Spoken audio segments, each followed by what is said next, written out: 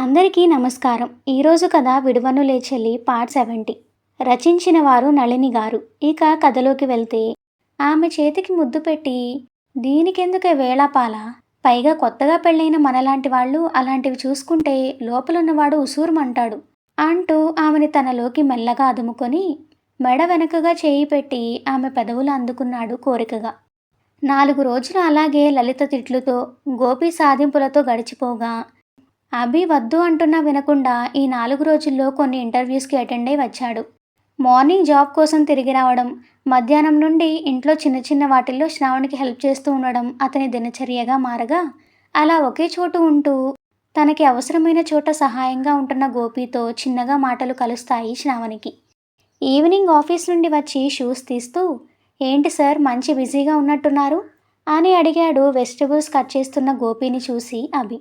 హా, ఏ జాబ్ లేకపోతే కనీసం ఈ బిజినెస్ అయినా పెట్టి లేడీస్ అందరికీ ఇంటి పనుల్లో ఇదొకటి తగ్గేలా చేద్దాం అనుకుంటున్నాను. అందుకే ప్రాక్టీస్ చేస్తున్నా. నాట్ బ్యాడ్, ఈ ఐడియా ఏదో బాగుందిరా అన్నాడు అభి. హా, పైగా సెల్ఫ్ ఎంప్లాయ్మెంట్ కూడా. హా, అయితే ఇంకెందుకు లేటు, మంచి రోజు చూసి మొదలుపెట్టేయి అన్నాడు శ్రావణి ఇస్తున్న కాఫీ అందుకుంటూ అభి. హా, ముహూర్తం కూడా చూస్తానులే అంటున్న గోపి మాటలకి నవ్వుకుంది శ్రావణి. సరే కానీ మండే ఈ ఆఫీస్కి వెళ్ళి కలు అంటూ ఒక విజిటింగ్ కార్డ్ని అతని ముందు పెట్టాడు అభి. ఇదిగో నీకు ముందే చెప్పాను, నేను చెప్పే జాబ్కి వెళ్ళను అని. కాఫీ అయిపోవడంతో కప్ పక్కన పెడుతూ, అదేమీ రికమెండేషన్ కాదులేవో, నీ టాలెంట్ని బట్టే ఉంటుంది కాబట్టి నోరు మూసుకుని వెళ్ళు. అలాగే రేపు సరదాగా అందరం బయటకు వెళ్దాం అని చెప్పాడు వీకెండ్ కావడంతో. ఎక్కడికో అది మీరిద్దరూ ఆలోచించి చెప్పండి అని బెంగళూరు టూరిస్ట్ ప్లేసెస్ గురించి చెప్పి, వాటిలో ఎక్కడికైనా మీ ఇష్టం అని చెప్పి ఫ్రెష్ అవ్వడానికి వెళ్ళాడు అభి. కూరగాయలు కట్ చేయడం అయిపోవడంతో వాటిని తీసుకొని కిచెన్లోకి వెళ్ళిన శ్రావణి పైకి వెళ్ళి అభి కోసం డ్రెస్ తీసిపెట్టి మళ్ళీ వంట కోసం కిందకి వస్తే, అభి చెప్పిన వాటిల్లో శ్రావణికి ప్రాబ్లం లేకుండా ఏముంటాయో ఫోన్లో చెక్ చేస్తూ కూర్చున్నాడు గోపి. ఆ తర్వాత కొన్ని ప్లేసెస్ని సెలెక్ట్ చేసి రోజు వాళ్ళకి ప్రైవసీ ఇచ్చేలా ఆ టైంకి బయటకు వెళ్ళడానికి అలవాటుగా షెడ్యూల్ చేసుకున్న అతను తన పని అయిపోగానే బయటకు వెళ్ళిపోయాడు. కాసేపటికి ఫ్రెష్ అయ్యి నైట్ డ్రెస్లో కిందకి వచ్చిన అభి హాల్లో లేని గోపి కోసం, ఏంటి వెళ్ళిపోయాడా వీడు అని అడుగుతూ కిచెన్లో వంట చేస్తున్న శ్రావణి దగ్గరికి వెళ్ళాడు. వెనక్కి తిరిగిన ఆమె అతని వైపు చూసి నవ్వుతూ హా అంది. నవ్వుతున్న ఆమె ఫేస్లో రోజు రోజుకి ప్రెగ్నెన్సీ వల్ల ఏదో కళ పెరుగుతూ ఉండడం గమనించి ఆమె మొహాన్ని 2 చేతుల్లోకి తీసుకొని నుదుటి మీద ముద్దు పెట్టుకొని, ఎప్పుడూ ఇలా నవ్వుతూ ఉండవే నా కళ్ళ ముందు, నాకు చాలా హ్యాపీగా ఉంటుంది అంటూ గుండెకి హత్తుకున్నాడు ఆమెని. ఇంతలో స్టవ్ మీద కర్రీ ఉండడం చూసి తనని దూరం జరిపి, ఈరోజు నువ్వు కూర్చొని నాకు వంట ఎలా చేయాలో చెప్పు, నేను చేస్తాను అంటూ ఆమె నడుము పట్టి ఎత్తి కిచెన్ కౌంటర్ మీద కూర్చోపెట్టాడు. అయ్యో ఎందుకు అభి గారు, నేను చేస్తాను అంటూ ఆమెని ఆపి, పర్లేదులే ఈ రోజుకి నువ్వు చెప్పు, నేను చేస్తాను అంటూ తనతో మాట్లాడుతూ అరగంటలో అయ్యే వంటని గంట చేశాడు అభి. అన్నీ డైనింగ్ టేబుల్ మీదకి పెట్టి ఆమె కోసం పక్కింటి లలిత వాళ్ల చెట్టు నుండి వచ్చిన ఉసిరికాయని కడిగి ఉప్పు కారంలో అద్ది ఆమెకి ఇచ్చాడు తినమని. అవి చూడగానే ప్రాణం లేచి వచ్చినట్లు ఉంటున్న ఆమె వెంటనే దాన్ని నోట్లో పెట్టుకొని ఆ పులుపుని కూడా స్వీట్గా మైమరిచిపోయి తింటుంటే ఆమెని అలా చూస్తున్న అభి నోట్లో నీళ్లు వచ్చి, అబ్బా ఎలా తినగలుగుతున్నావే అలా అన్నాడు నవ్వుతూ. ప్రెగ్నెంట్ లేడీస్ అలాగే తింటారులే, నువ్వు ప్రెగ్నెంట్ కాదుగా, దాని టేస్ట్ నీకు తెలియదులే అంటూ అక్కడికి వచ్చాడు గోపి. ఓహో, అంటే నీకు బాగా తెలుసు అన్నమాట ప్రెగ్నెంట్ లేడీస్ టేస్ట్ ఎలా ఉంటుందో. ఏ నువ్వెప్పుడైనా ప్రెగ్నెంట్ అయ్యావా అని గోపి కౌంటర్కి తిరిగి కౌంటర్ వేశాడు అభి. ఆ మాటకి పుసుక్కున నవ్వి వెంటనే ఆ నవ్వుని ఆపుకుంది పెదవులు బిగించి. అది చూసి ఉక్రోషం వచ్చి, రే అన్నాడు సీరియస్గా గోపి. ఏ పోరా అని కేర్లెస్గా అని భోజనానికి కూర్చుంటూ వాటర్ పెట్టి, త్వరగా వెళ్ళి ఫ్రెష్ అయ్యిరా, త్వరగా తిని పడుకుంటే ఎర్లీ మార్నింగ్ బయలుదేరచ్చు అన్నాడు అభి. దాంతో తర్వాత చెప్తాను నీ పని అంటూ అక్కడి నుండి తన రూమ్కి వెళ్ళాడు గోపి. 4 గంటలకు అలారం మోగడంతో శ్రావణిని హత్తుకొని చలికి వెచ్చగా పడుకున్న అభి విసుగ్గా కదిలి, అబ్బా అప్పుడే తెల్లారిందా అనుకుంటూ కళ్ళు తెరవకుండానే ఫోన్ కోసం చూస్తుండగా అతనికంటే ముందే ఫోన్ పట్టుకొని అలారం ఆఫ్ చేసింది శ్రావణి. అలారం ఆఫ్ అవ్వడంతో ప్రశాంతంగా అనిపించి మళ్ళీ శ్రావణి నడుము చుట్టూ చేయి వేసి దగ్గరికి లాక్కొని కళ్ళు మూసుకున్నాడు అభి. 2 నిమిషాలు ఊపిరి బిగబట్టి అలాగే పడుకున్న ఆమె తరువాత మెల్లగా కదిలి అతని చేతి నుండి తప్పించుకొని వెళ్ళబోయింది. కానీ వెంటనే తన చేతిని పట్టుకొని అభి ఆపేయడంతో కంగారుగా వెనక్కి తిరిగి చూసింది. మోచేతి మీద పడుకొని ఎక్కడికే ఇంత పొద్దున్నే అని అడిగాడు ఆవలిస్తూ అభి. అదేంటి, మీరెప్పుడు లేచారు అంది బిక్కమొహం వేస్తూ. నువ్వు లేచినప్పుడేలే కానీ నువ్వెక్కడికి వెళ్తున్నావు అని అడిగాడు. అది బయటకు వెళ్తున్నామన్నారు కదా, ఇంట్లో నుండే తినడానికి ఏమైనా చేద్దామని. లెఫ్ట్ సైడ్ ఐబ్రో రైస్ చేసి కొట్టానంటే అంటూ లేచి కూర్చున్నాడు అభి. దాంతో కొడతాడేమో అని భయంగా చేతులు అడ్డం పెట్టి కళ్ళు మూసుకుంది శ్రావణి. భయపడుతున్న ఆమె చెయ్యి పట్టి బెడ్ మీద కూర్చోపెట్టి ప్రేమగా దగ్గరికి తీసుకొని, అంత భయం ఉంటే ఎందుకే వద్దన్న పనులు చేస్తావు అంటూ మెల్లగా చెప్తున్నట్టే చెప్పి చెంప మీద ఒకటి వేశాడు చిన్నగా. కొట్టడు అని రిలాక్స్ అయిన ఆమె ఆ దెబ్బకి బిత్తరపోయి చూసింది అభి వైపు. ఇంకోసారి ఇలాంటి పనులు చేస్తావా? నీకు ముందే చెప్పాను, బేబీ బయటకు వచ్చే వరకు నేను చెప్పినట్టు వినకపోతే నీకు డైలీ పడతాయి అని. విన్నావా? ఏడుపు మొహంతో కన్నీళ్లతో తననే చూస్తున్న ఆమెని నవ్వుతూ దగ్గరికి తీసుకొని, అందుకే చెప్పిన మాట వినవే బంగారం అన్నాడు ఆమెని గుండెకి హత్తుకొని. అందుకని కొడతారా అంటూ వెనక్కి తోసింది అతన్ని. వెనక్కి పడకుండా ఆపుకొని, ఏ నీకేమైనా డౌటా? కావాలంటే చెప్పు, ఇంకోసారి కొట్టి చూపిస్తాను అన్నాడు మళ్ళీ ఆమెని దగ్గరికి జరుపుకుంటూ. పోండి అభిగారు అంది అలకగా. ఎక్కడికే పోయేది? దుప్పట్లోకైతే ఇద్దరం వెళితేనే ఉపయోగం అనగానే చిరుసిగ్గుతో అతన్ని 4 దెబ్బలు వేసి, అది వద్దు అనొచ్చు కదా, ఎక్కువ అలసిపోతున్నాను కదా రోజు రాత్రి అంది సిగ్గుల మొగ్గవుతూ. ఫస్ట్ టైం అలా రొమాంటిక్గా మాట్లాడడంతో అలా అలసిన దాంట్లో అర్థముందే నా బంగారు అన్నాడు నవ్వుతూ. సరేలే వదలండి, నేను వెళ్ళి స్నానమైనా చేసి వస్తాను, మళ్ళీ లేట్ అవుతుందని కంగారు పెడతారు అంటూ అతని నుండి విడిపించుకొని పెద్ద జడని ముడిపెట్టింది. ఓకే అయితే త్వరగా బయలుదేరదాం అని తను కూడా బెడ్ దిగి గోపిని లేపడానికి కిందకి వెళ్ళాడు అభి. ఇంతలో స్నానం చేసి దేవుడికి దీపం పెట్టి కాఫీ రెడీ చేసేటప్పటికి మిగిలిన ఇద్దరు కూడా రెడీ అయి రావడంతో వాళ్ళకి కాఫీ ఇచ్చి తను పాలు తాగి డ్రెస్ చేంజ్ చేసుకుని రావడానికి పైకి వెళ్ళింది శ్రావణి. కాసేపటికి ఆమె కూడా రావడంతో ఎల్లో కలర్ డ్రెస్లో పచ్చగా మెరిసిపోతున్న ఆమెను చూసి దిష్టి తగులుతుందేమో అనుకున్నారు ఇద్దరు మనసులో. బెంగళూరు వచ్చిన దగ్గర నుండి ఫస్ట్ టైం అమ్మని డ్రెస్లో చూస్తున్న గోపికి కమలాన్ని బురద నుండి బయటకు తీసి మంచినీటితో కడిగి పూజకి పెట్టినట్టు చూసే కొద్దీ చూడాలి అనిపించేలా ఉన్న ఆమె ఎప్పటికప్పుడు కొత్తగా అనిపిస్తుంది అతనికి. చిరునవ్వుతో చిన్నగా మెట్లు దిగి వస్తున్న ఆమెకి నవ్వుతూ చెయ్యి అందించి బయటకు తీసుకువెళ్ళి కారులో కూర్చోబెట్టాడు అభి.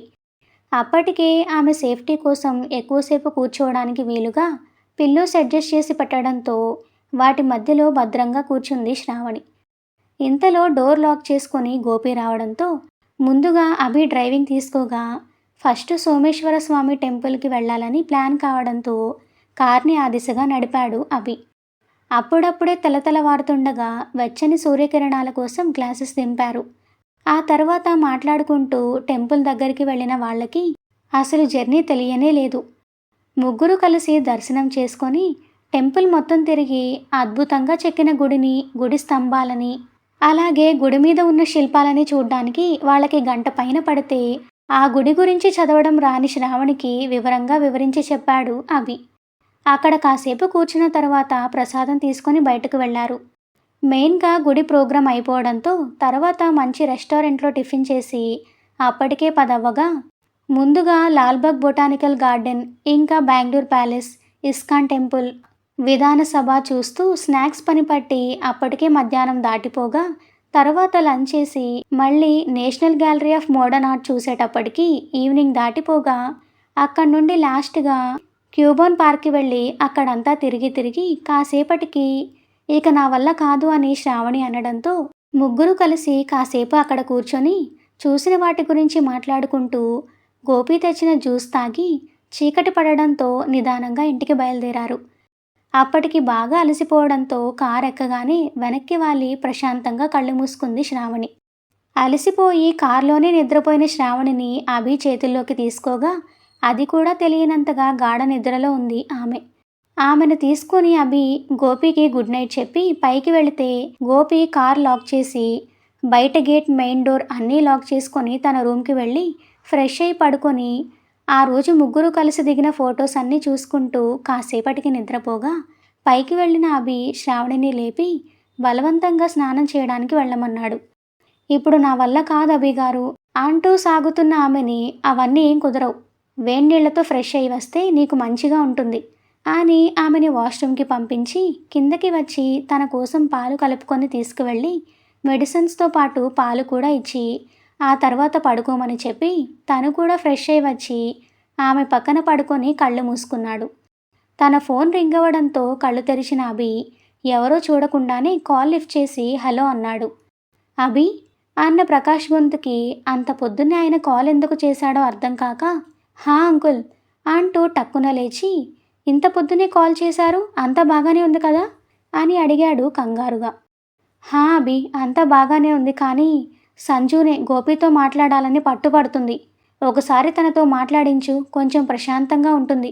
లేదంటే తన ఫ్రెండ్ అయి ఉండి కూడా ఒక్కసారి కూడా తన్ని చూడ్డానికి రాని అతని గురించి ఆలోచిస్తూ పిచ్చి పిచ్చి క్వశ్చన్స్ వేసుకుంటూ అనవసరంగా కన్ఫ్యూజ్ అవుతుంది అని చెప్పాడు ప్రకాష్.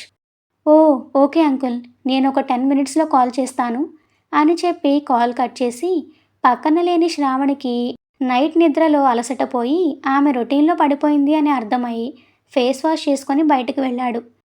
అప్పటికే కాఫీ తాగుతూ పేపర్ చదువుతూ హాల్లో ఉన్న గోపికి గుడ్ మార్నింగ్ చెప్పి కిచెన్లోకి వెళ్ళి టిఫిన్కి ప్రిపేర్ చేసుకుంటున్న శ్రావణి దగ్గరికి వెళ్ళి ఆమెని వెనక నుండి హత్తుకొని ఇప్పుడు ఎలా ఉంది నీకు అంటూ బుగ్గ మీద ముద్దు పెట్టాడు. వెంటనే వెనక్కి తిరిగిన ఆమె నాకు బాగానే ఉంది, కానీ వదలండి అభి గారు అంటూ హాల్ వైపు చూపించింది కళ్ళతో. పర్లేదులే, కానీ నిన్న నీకేమైనా ఇబ్బందిగా అనిపించిందా అని అడిగాడు ఆమె పొట్ట మీద చేతిని పెడుతూ. అదేం లేదు, మీరు కంగారు పడకండి అంది నవ్వుతూ. నువ్వు చాలా అలసిపోయావు కదా, డౌట్ వచ్చింది అని నాకు స్ట్రాంగ్గా కాఫీ కావాలి అని చెప్పి తను సరే అనడంతో ఆమె నుదుట మీద ముద్దు పెట్టి అక్కడి నుండి బయటకు వెళ్ళి హాల్లో కూర్చుంటూ పేపర్ చదువుతున్న గోపిని చూసి రేయ్ సంజుతో అంట ఒకసారి మాట్లాడు, ఈవినింగ్ వెళ్ళి కలిసొద్దాం అన్నాడు. నేనా, ఎందుకు అన్నాడు అతను అయోమయంగా. హా నువ్వే, తను అంకుల్ని నీ గురించి ఏదేదో అడుగుతుందంట, అందుకే ఈవినింగ్ వెళ్ళి తన్ని చూసేసొద్దాం అని చెప్పాడు. హే, ఆ తింగర్ దాని దగ్గరికి నేను రానురా బాబు, అది పెద్ద మెంటల్ది, దాని చూపులు చాలా తేడాగా ఉన్నాయి అన్నాడు గోపి. కాసేపటికి ఏమవుతుందిరా, పాపం ఆడపిల్ల నిన్నే ఫ్రెండ్ అనుకుంటుంది కదా, అలాంటిది తను ఆ పరిస్థితుల్లో ఉంటే నువ్వు రాకపోతే ఫీల్ అవుతుంది కదా మరి. ఆగాగు, అసలు తను నన్ను ఫ్రెండ్ అనుకోవడం లేదు, నువ్వే నన్ను తనకి బలవంతంగా ఫ్రెండ్ని చేసావు, కాబట్టి నీ చావు నువ్వు చావు, అంతేకాని నేను రాను. ఇంతలో శ్రావణి కాఫీ తీసుకొని రావడంతో ఆ కాఫీ అందుకుంటూ ఏంట్రా సంజు అంటే నీకు చాలా భయం అనుకుంటా అన్నాడు కావాలని అతన్ని రెచ్చగొడుతూ. ఎవరికి, నాకా? అంత లేదు నాన్న అన్నాడు పేపర్ పక్కన పెడుతూ. అవునా, తెలుస్తుందిలే, అందుకేగా తన్ని కలవడానికి వెళ్దామంటే వద్దు అంటున్నావు అన్నాడు నవ్వుతూ. నువ్వింత కంత్రిగాడివేంటి, నేను తన దగ్గరికి రానన్నానని ఇలా రెచ్చగొడతావా అన్నాడు గోపి. నేను రెచ్చగొట్టడం ఏంటి? ఓకే, నీకు నిజంగా భయం లేకపోతే వెళ్ళి ఒకసారి కలిస్తే తప్పేంటి చెప్పు. నీకొక నమస్కారం రా బాబు, నేను వస్తాను, కానీ నువ్వింక లాజిక్స్ లాగడం ఆపు. ఓకే అని నవ్వి నేను జాగింగ్కి వెళుతున్నా, వస్తావా అని అడిగాడు షూస్ వేసుకుంటూ.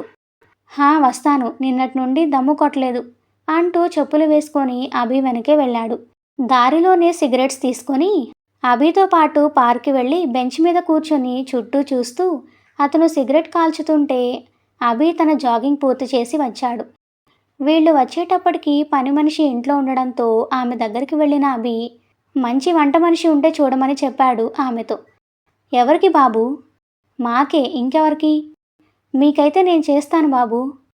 ఓ మరీ మంచిది, రేపటి నుండి వంట కూడా నువ్వే చెయ్యి అని అక్కడి నుండి వెళ్ళబోతూ తన వైపే అయోమయంగా చూస్తున్న శ్రావణిని చూపించి అన్నట్టు ఇదిగో తన్ని మాత్రం దేనిలో చేయి పెట్టనివ్వకు, ఇది మాత్రం చాలా ఇంపార్టెంట్, దానికి నీకు 1000 రూపాయలు ఎక్స్ట్రాగా ఇస్తాను అని చెప్పి అక్కడి నుండి వెళ్ళిపోవడంతో కళ్ళు పెద్దవి చేసి నోరు తెరుచుకొని చూస్తూ ఉండిపోయింది ఆశ్చర్యంగా.